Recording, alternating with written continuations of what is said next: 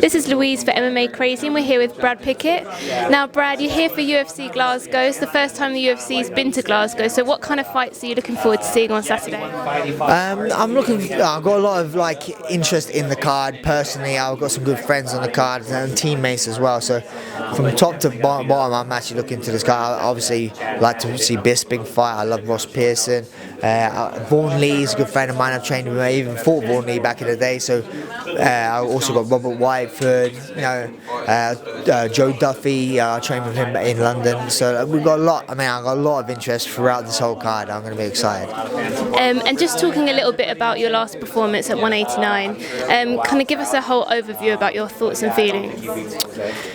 It's still pretty raw at the moment, it's like the scar hasn't healed yet, so I'm gutted obviously. I'm in the sport to win, and there's so much in this sport, so much rides on winning and losing, so it's important to win in this sport, and when you lose, it is very tough, even though say everyone goes, "Oh Brad, you looked amazing," and I don't know if that's a good thing.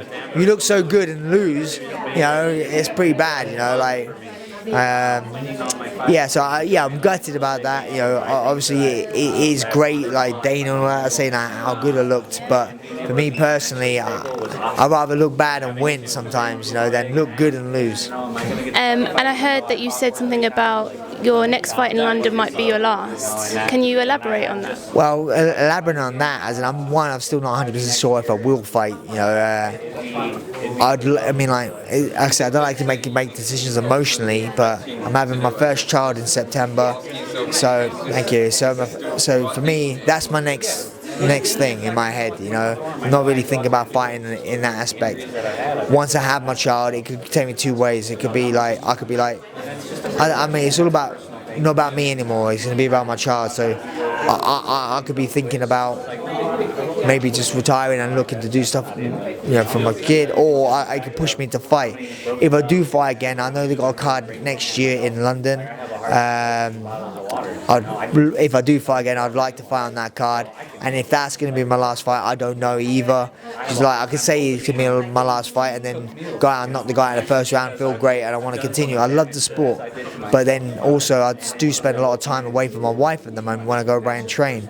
It's going to be different, spend a lot of time away from my first child, so I don't like to make any decisions right now while emotions are high. I think I'll make decisions after my child's born and see how I feel about that. I might want to get out of there, crying all the time. No, but when I'm going to America this time for my camp, I miss my dog so much. I've just got a puppy at Christmas, and I love my dog to bits. And I found it hard leaving my dog, so I don't know how hard it's going to be leaving my own flesh and blood, And how were you feeling at 135? I felt great at 135. I think that is naturally the weight class for me. So definitely, I will be staying at 135 if I fight again. Yeah. Well, we've got to let you go, but thank you very much for talking to us. Good luck with everything in the future. Appreciate it.